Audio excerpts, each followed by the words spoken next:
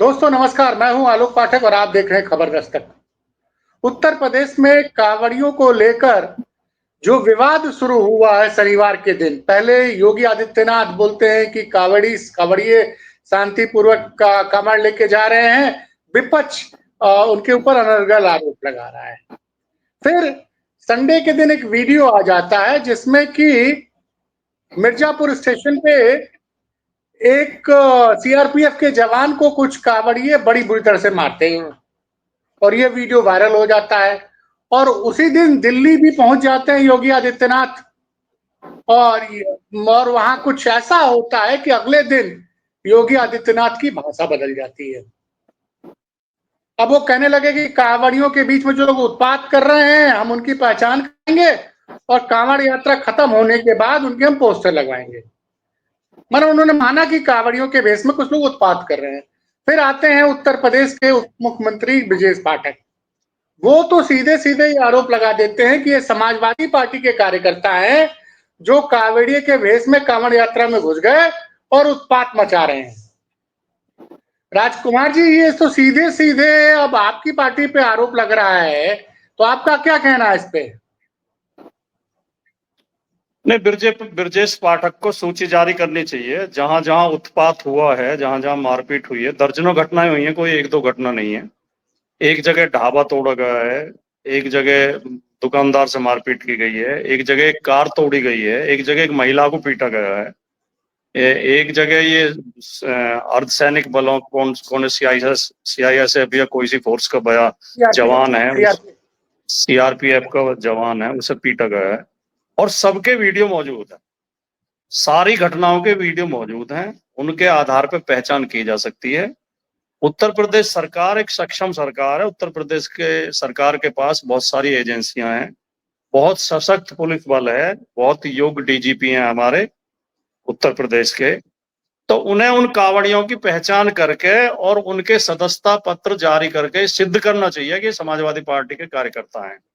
वरना तो ब्रजेश पाठक और योगी आदित्यनाथ को अपनी इस मूर्खता के लिए और अपनी इस गैर जिम्मेदारी के लिए माफी मांगनी चाहिए देश से।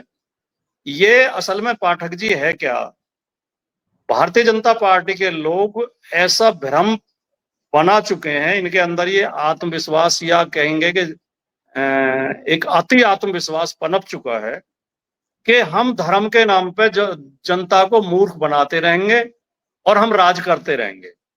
ये केवल इस फॉर्मूले पे चल रहे हैं, इनके पास ये काम कोई कर नहीं पा रहे हैं। कानून व्यवस्था पूरी तरह फेल है उत्तर प्रदेश की। उत्तर प्रदेश में बिजली के हालात खराब हैं। के शर्मा जी अभी सुल्तानपुर गए थे, व्यापारियों ने कहा जी 3-3 घंटे बिजली मिल रही है, तो बिजली की समस्या पे एक शब्द नहीं बोला, बोले जय श्री राम और बजरंग बली की जय।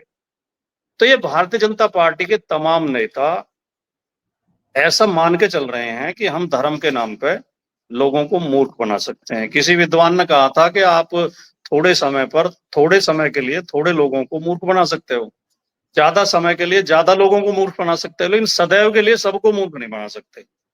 अब इनकी मूर्खता का अंत हो गया। उत्तर प्रदेश की जनता समझ चुकी है कि ये धर्म के नाम पर बरगल आकर अपने जिम्मेदारियों से बच रहे हैं और इनके मूर्खों के सरदार ब्रजेश पाठक हैं। इनमें सबसे ज्यादा मूर्खतापूर्ण बात है और सबसे ज्यादा गैर जिम्मेदारीपूर्ण बात है जो एक उप मुख्यमंत्री जैसे जिम्मेदारी के पद पे बैठे व्यक्ति को शोभा नहीं देती। वो हमेशा बोलते रहते हैं गैर जिम्मेदार, कभी डीएनए खराब बताते हैं समाजवादी पार्टी का, कभी अखिलेश यादव जी के डीएनए पे बात करते हैं। अरे आपके पास एक बड़ी जिम्मेदारी है, आप अपनी जिम्मेदारी पूरी कीजिए। आप विपक्ष के ऊपर आरोप लगाकर या ये जिम्मेदारी टाल करके समाजवादी पार्टी करा रही है तो भी तो जिम्मेदारी आपकी बनती है।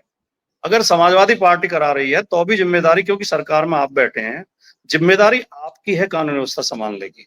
और मैं ये ब्रजेश पाठक को चुनौती देता हूं कि या तो हम समाजवादी पार्टी कार्यकर्ताओं की सूची जारी करें, उन्होंने किस आधार पर ये बात कही है, वरना प्रदेश और देश की जनता से माफी मांगे।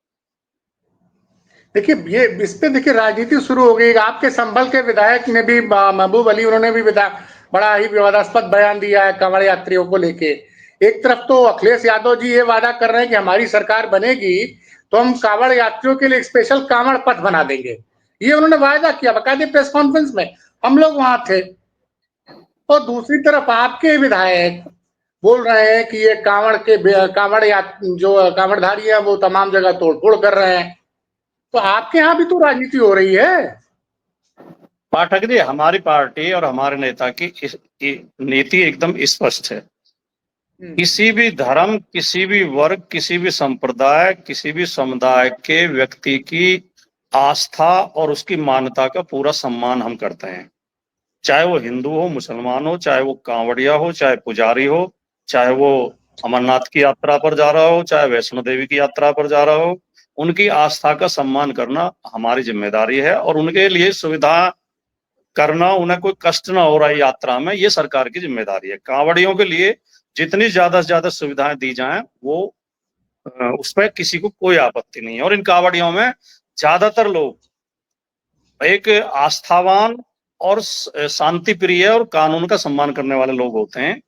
कुछ उत्पाती हैं, कुछ उपद्रवी हैं, कुछ नशा भी करते हैं, कुछ गलतियां करते हैं। उनकी वजह से, उनके नाम लेकर हम सारे कांवड़ियों की आस्था पे प्रश्न चिन्ह लगाना नहीं चाहते। लेकिन सरकार जो कर रही है, सरकार जिस तरह मतलब इन धार्मिक कर्मकांडों को प्रोत्साहित कर रही है, ये सरकार की जिम्मेदारी नहीं है। सरकार की जिम्मेदारी इसका प्रचार करना है, ये कहना कि ज्यादा से ज्यादा लोग जाओ, ये सरकार की जिम्मेदारी नहीं है। मैं तो भारतीय जनता पार्टी से एक मांग भी करूंगा कि केंद्र सरकार के मंत्री, तमाम बीजेपी के, उत्तर प्रदेश सरकार के मंत्री, प्रधानमंत्री, मुख्यमंत्री, उप मुख्यमंत्री, तमाम आईएएस अफसर, जिम्मेदार पदों पर बैठे लोग, वो सूची जारी करें। और ये एंकर जो इनका समर्थन करते हैं, जो मेन स्ट्रीम मीडिया के एंकर हैं, ये सूची जारी करें, अपने फोटो दिखाएं हमें, ये कब कांवड़ लेकर आए थे, और अपने बच्चों के फोटो दिखाएं, इनके बच्चे, किस किस के बच्चे कांवड़ लेकर आए हैं। ब्रजेश पाठक का कोई बेटा बेटी कांवड़ लेकर आई है? ब्रजेश पाठक अपने फोटो दिखाते हैं वो कभी कांवड़ लेकर आए हो? ये स्कूलों को बंद कर रहे हैं। ये जो सरकार कर रही है, इस पे हमें सख्त आपत्ति है। किसी की कांवड़ यात्रा पे, किसी कांवड़िए की आस्था पे, उनको सुविधाएं देने पे हमें कोई आपत्ति नहीं है। और ये जो बयानबाजी है, जो आप जिक्र कर रहे थे, कोई निजी बयान अगर देता है, विवादास्पद देता है, हम उसका भी समर्थन नहीं करेंगे। किसी की आस्था को चोट पहुंचाता है, उसका भी समर्थन नहीं करेंगे। समाजवादी पार्टी की स्पष्ट नीति है कि किसी जाति, किसी धर्म और किसी की आस्था के खिलाफ कोई ना बोले। नहीं, देखिए, आपके ऊपर तो आरोप लगता है कि भाई जब समाजवादी पार्टी की सरकार बनती है तो बड़े बड़े हज हाउस बनाते हैं, और एक गाजियाबाद में तो बहुत बड़ा हज हाउस मैंने खुद देखा है, बहुत बड़ा हज हाउस बना हुआ है। तो ये जो विपक्ष लगातार आरोप लगाते हैं, योगी जी कहते हैं कि सनातन विरोधी हैं आप लोग, ब्रजेश पाठक कहते हैं, तो इस पे क्या कहना है आपका?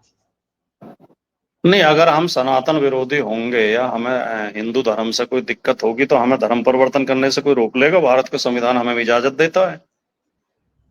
इस आरोप का कोई आधार आप समझते हैं कि हम सनातन विरोधी हैं? क्यों सनातन विरोधी होंगे हम? जिस धर्म को हम मानते हैं, नहीं, मेरी बात सुनिए। जिस धर्म को हम मानते हैं, जिस धर्म में हमारी आस्था है, जिस धर्म का हम पालन करते हैं, हमारे बच्चे जिस धर्म को मानते हैं, हमारे परिवार जिस धर्म को मानता है, हमारे सारे रिश्तेदार जिस धर्म को मानते हैं, हम उस धर्म के विरोधी हो जाएंगे? इसकी कोई तुक है? और वो राजनीतिक आरोप बीजेपी वाले लगाते हैं, वो अलग बात है। अब आपने भी एक हज हाउस का जिक्र तो कर दिया। समाजवादी पार्टी के शासन में मथुरा में, बनारस में, काशी में, अयोध्या में जो काम किए गए थे, विकास के काम किए गए थे, उन्हें भी आप गिनवा दें तो ज्यादा बढ़िया रहे। सभी धर्मों के लिए हमने, मेरी बात सुनिए, आपका लगा रही है, जवाब आपको देना है। मैं जवाब ही दे रहा हूँ। मैं जवाब ही दे रहा हूँ उनके ही आरोप का मैं जवाब दे रहा हूँ, क्योंकि आरोप आलोक पाठक जी के मुंह से आया है तो मैं आलोक पाठक जी को संबोधित करके जवाब दे रहा हूँ। सवाल उनका ही है, आरोप उनका ही है। एक हज हाउस गाजियाबाद में बना, वो तो इन्हें दिखाई देता है बीजेपी वालों को। और तमाम हमने वहां पे सत्संग भवन बनवाया अयोध्या में। अयोध्या को नगर निगम का दर्जा किसने दिया? अखिलेश यादव जी ने दिया। मथुरा में तमाम विकास कराए, काशी में तमाम विकास कराए। काशी को, बनारस को मेट्रो किसने दी? अखिलेश यादव जी ने दी। बनारस को 24 घंटे, वाराणसी जिले को, जिसमें काशी भी आती है, वाराणसी जिले को 24 घंटे बिजली किसने दी? अखिलेश यादव जी ने दी। एक मिनट में आपको रोक रहा हूं। बनारस में काशी विश्वनाथ कॉरिडोर की बात बार बार योगी सरकार करती है, मोदी सरकार करती है, लेकिन यह सच है कि उसके विस्तारीकरण की शुरुआत अखिलेश यादव के सरकार में हुआ था और उसका विस्तारीकरण हो भी गया था। कई मकान सरकार ने अधिकृत किए और वहां पे उनका पूरा जो गर्भगृह के आसपास काफी एरिया खाली कराई गई थी। तो ये सच है कि काशी विश्वनाथ का और अयोध्या में रामचंद्र भगवान श्री राम रामायण म्यूजियम बना था अयोध्या में, गुप्तार घाट की काफी ढंग से नए ढंग से बनाया गया था। अयोध्या में सड़कों का काफी अच्छी सड़कें बनाई गई थी। वाराणसी में चौराहों का सुंदरीकरण हुआ था। तो ये सब बातें हैं, लेकिन सवाल ये है कि अब आपके नेता इटावा में केदारेश्वर महादेव मंदिर बना रहे हैं, तो उसपे भी वो उत्तराखंड सरकार को आपत्ति है और केदारनाथ मंदिर के कुछ पुजारी भी इसका विरोध कर रहे हैं। इस पे आपका क्या कहना है? केदारनाथ धाम अलग है, केदारेश्वर मंदिर अलग है। ये तो केवल राजनीतिक विरोध है, राजनीतिक प्रोपेगेंडा है। भारतीय जनता पार्टी ऐसे षड्यंत्र करती है, वो इसमें माहिर है। आरएसएस और भारतीय जनता पार्टी इस बात में माहिर हैं। भोले भाले लोगों की आस्था का फायदा उठाते हैं, बल्कि फायदा क्या, दुरुपयोग करते हैं। लोगों में भ्रम पैदा करने की कोशिश कर रहे हैं कि वो उससे केदारनाथ धाम की कोई महिमा कम होगी। ऐसा कुछ भी नहीं है। केदारेश्वर मंदिर भगवान शिव का एक नाम है। केदारेश्वर उनके नाम पे मंदिर बन रहा है, बिल्कुल शास्त्रीय तरीके से बन रहा है, और वो सब आस्था के तहत बन रहा है। उसका केदारनाथ धाम से कोई लेना देना नहीं है, वो बिल्कुल भिन्न है, अलग है। लेकिन इस तरह के आरोप लगा करके सनातन विरोधी हैं, ये धर्म विरोधी हैं। हम किसी भी धर्म के विरोधी नहीं हैं। हम अपने खुद के धर्म के विरोधी क्यों हो जाएंगे? हम दूसरे धर्मों के भी विरोधी नहीं है। हम हर धर्म की आस्था का, बस इतना फर्क है कि भारतीय जनता पार्टी के लोग दूसरे धर्म के लोगों को शत्रु मानते हैं, हम उन्हें अपना भाई मानते हैं। हम भाईचारे की राजनीति करते हैं, मोहब्बत की राजनीति करते हैं, एकता की राजनीति करते हैं। हम भारत के संविधान के अनुसार ये चाहते हैं कि हर व्यक्ति को अपने अपनी निजी आस्था का पालन करने की पूरी स्वतंत्रता होनी चाहिए और उन्हें पूरी सुविधाएं मुहैया कराई जानी चाहिए, चाहे वो हिंदू हो चाहे मुसलमान। अच्छा भाटी जी, एक सवाल और था, चूंकि अभी इकरा हसन जी को लेकर दो विवाद सामने आए हैं। एक तो एक बयान उनका ये आया कि 1 जुलाई को उनके साथ वहां के एसडीएम ने, एडीएम साहब ने बदसलूकी की, उनको गेट आउट कहा। मेरा सवाल ये कि 1 जुलाई को बदसलूकी होती है और इस घटना की जानकारी 16-17 जुलाई को क्यों सामने आती है? ये थोड़ा मतलब क्योंकि ये बात। हाँ। क्योंकि इकरा हसन ने अपनी तरफ से इसका कोई प्रचार नहीं किया। इकरा हसन इसे कोई राजनीतिक इशू बनाना नहीं चाहती थी। वो बहुत शालीन महिला है, बहुत पढ़ी लिखी, बहुत प्रबुद्ध और बहुत विचारशील महिला है। वो हल्की बातों पे कभी हल्की बातों को तूल देती नहीं है। ये तो जब सोशल मीडिया में उड़ती उड़ती खबरें आई, फिर और लोगों ने डाला और ये प्रचार में आया, तब इकरा हसन उस पर बोली। जब पत्रकारों ने पूछा, अपनी तरफ से उन्होंने इसका प्रचार की कोई प्रयास नहीं किया। और अभी एक करनी सेना के एक मूर्ख व्यक्ति ने कोई उनके प्रति घटिया टिप्पणी की है, उसमें भी बहुत बवाल हुआ है, बहुत लोग नाराज हैं। हालांकि अब वो उस व्यक्ति ने अपनी पोस्ट भी डिलीट कर दी है और वो गायब है, वो छिपा हुआ है, कहीं जाके गुप्त स्थान पर छिप गया है। लेकिन ये एक शुभ संकेत है कि हर समाज के और हर पार्टी से जुड़े लोगों ने उस व्यक्ति की निंदा की। राजपूत समाज के लोगों ने भी निंदा की। राजपूत समाज के लोगों ने भी कहा कि घटिया बयान है, एक बेटी के खिलाफ, बहन के खिलाफ इस तरह का बयान नहीं देना चाहिए। तो इकरा हसन तो एक बहुत सभ्य सांसद हैं हमारी, और बहुत योग्य सांसद है। एक चीज और सुनने में आ रही है कि अब पश्चिमी उत्तर प्रदेश पर ज्यादा फोकस है, क्योंकि पिछली बार यहाँ की 108 विधानसभा क्षेत्रों में आपका प्रदर्शन बहुत अच्छा नहीं था 2022 में। तो इसकी शुरुआत सुनने में आ रहा अगस्त के महीने में अखिलेश जी करने जा रहे हैं, स्पेशली पश्चिमी उत्तर प्रदेश में कैसे सपा का जनाधार बढ़ाया जाए। और आप पश्चिम उत्तर प्रदेश से आते हैं, एक मजबूत चेहरा है, तो क्या योजना है आपको कि 108 विधानसभा में कैसे पीडीओ को, क्योंकि आप लोग का फोकस तो पीडीए है, पीडीओ कैसे मजबूत करके ज्यादा से ज्यादा सीटें जीती जाए? समाजवादी पार्टी का फोकस उत्तर प्रदेश की 403 विधानसभा सीटों पर है, और हम तो चुनाव शुरू कर चुके हैं। समाजवादी पार्टी चुनाव की तैयारी शुरू कर चुकी है, और समाजवादी पार्टी ने जो जो सीटें हमारी कमजोर मानी जाती हैं पूरे उत्तर प्रदेश में, उनमें स्पेशल टीमें लगाई हैं। वहां पर बूथ कमेटियां बनाई जा रही हैं और भौतिक सत्यापन उनका किया जा रहा है गांव गांव जाके। फिर इन बूथ कमेटी, बूथ प्रभारी जो होंगे, बूथ के सदस्य होंगे, इनके प्रशिक्षण शिविर होगा। और हम 1 साल पहले लगभग टिकट घोषित करने शुरू कर देंगे, प्रत्याशी घोषित करने शुरू कर देंगे। और इस बार हमारा लक्ष्य 350 सीट जीतने का है। तो उसमें ये बात आपकी सही है कि जो हमारी कमजोर सीटें मानी जाती थी, जो 22 में हम हारे थे, उन पे हमारा विशेष फोकस है, विशेष जोर है, और उनमें हमारी विशेष तैयारी है। नहीं तो इसमें कांग्रेस का गठबंधन रहेगा कि नहीं रहेगा?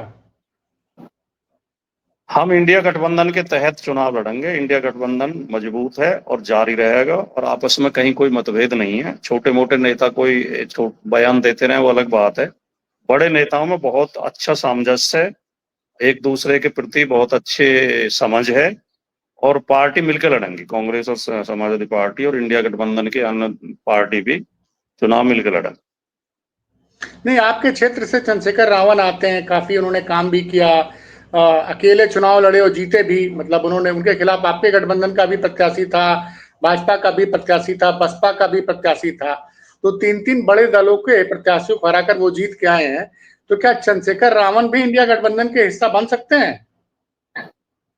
चंद्रशेखर जी अभी तक इंडिया गठबंधन के हिस्सा नहीं है, और भविष्य में क्या होगा इसके बारे में तो नेता ही निर्णय लेंगे, बड़े नेता हमारे। लेकिन अभी वो इंडिया गठबंधन का हिस्सा नहीं। इनका काफी प्रभाव देखा जा रहा है भाई, जहां जा रहे हैं काफी भीड़ आ रही है। बड़ी लखनऊ में उन्होंने एक आयोजन किया था, उसमें मैं आश्चर्यचकित रह गया था राजकुमार जी, बड़ी संख्या में मुस्लिम समाज के लोग वहां इकट्ठे हुए थे। नहीं, तो आप चंद्रशेखर बढ़िया नेता है, विचारशील व्यक्ति है, मिशनरी व्यक्ति है, और मेहनती है, काफी परिश्रम वो कर रहे हैं।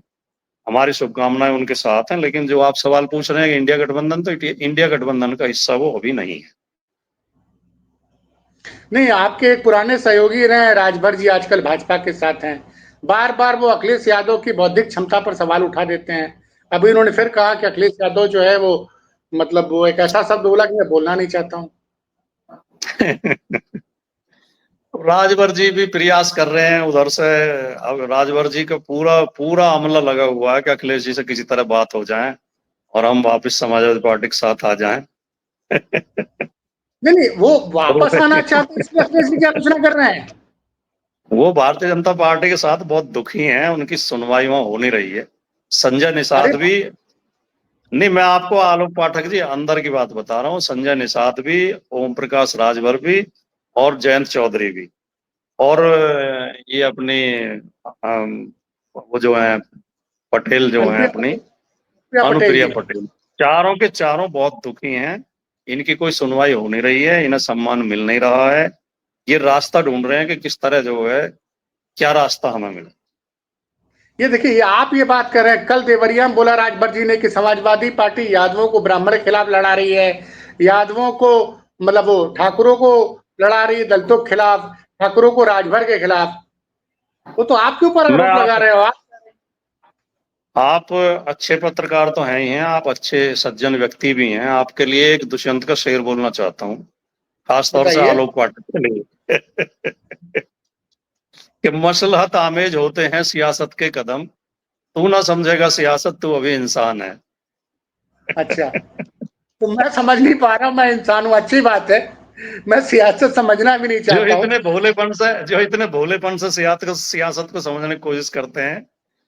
बस, वो भाई भाई भाई, वो तो लगातार बयान दे रहे हैं, लगातार हर चीज के लिए सत्ता में है, और हर चीज के लिए सपा को दोषी ठहरा रहे हैं कि इटावा में यादव और बनाम ब्राह्मण विवाद किया समाजवादी पार्टी ने, प्रधानमंत्री के संसदीय क्षेत्र में राजपूत ठाकुर बनाम राजभर किया, आपके क्षेत्र में पश्चिम उत्तर प्रदेश में आते हैं राजपूत बनाम दलित किया, और आप कह रहे हैं कि वो आपकी पार्टी से वापस आना चाहते हैं, गठबंधन करना चाहते हैं।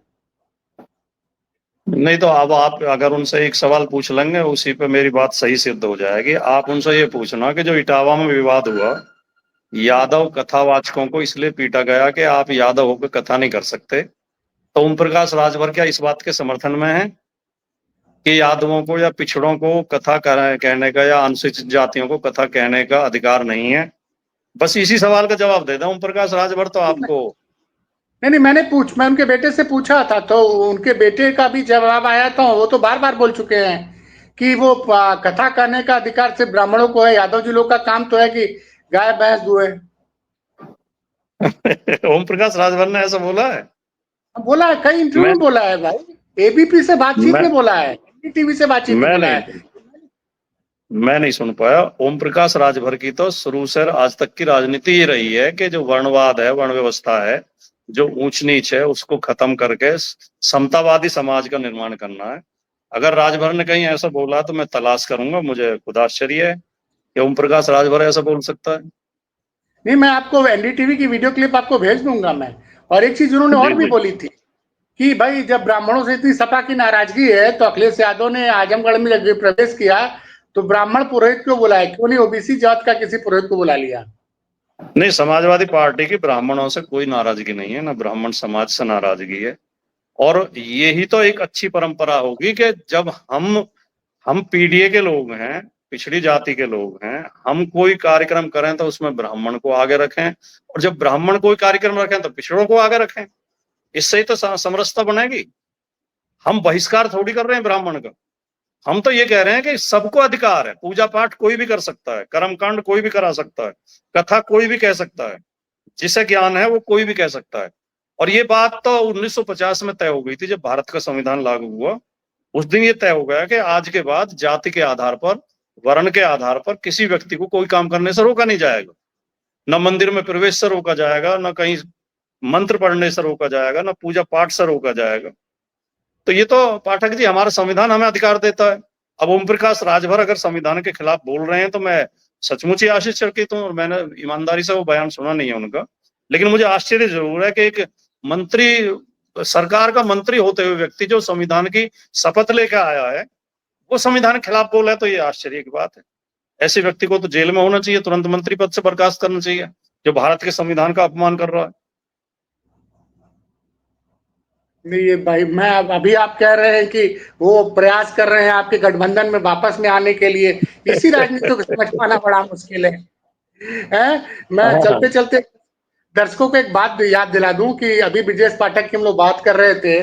2017 के पहले चुनाव के पहले आगरा में रैली होती है, ब्रजेश पाठक जी उसमें शामिल होते हैं, बहन जी के बसपा के थे और बसपा की जीत के लिए बात करते हैं और उसके 2 घंटे बाद वो भाजपा में शामिल हो जाते हैं। तो आप सही कह रहे हैं, आम आदमी के बस का या हम जैसे पत्रकारों का राजनेताओं को समझ पाना बहुत मुश्किल है। शायद इसीलिए इस देश में जनता बार बार ठगी जाती है, वो राजनेताओं को अच्छी तरह से पहचान नहीं पाती है।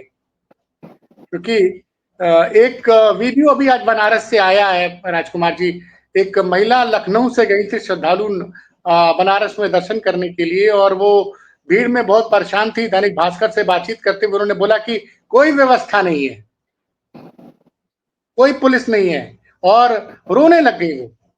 क्या मोदी योगी वोट लेके चले जाते हैं और देखते नहीं है कि आम जनता को क्या परेशानी है। जी जी, यही हालात हैं। कुंभ में क्या हुआ वो सबने देखा है। कुंभ में क्या हुआ, व्यवस्था तो सरकार कर नहीं पा रही है, बस बड़बोलापन है सरकार के पास, कुछ भी बोल देते हैं। और जहां कमी रह जाती है वहां आरोप विपक्ष। कुंभ में भी यही आरोप लगाया था कि ये जो भगदड़ मची है, समाजवादी पार्टी के लोगों ने नारा लगाया, उन्होंने भगदड़ मचवाई। इस तरह की नहीं वो तो मूर्खतापूर्ण बातें करते थे। कुंभ में तो सरकार पूरी तरह से एक्सपोज हो गई है। बीबीसी ने एक रिपोर्ट में काफी कुछ साबित कर दिया। चलिए राजकुमार जी, आपने जो समय दिया उसके लिए बहुत बहुत धन्यवाद।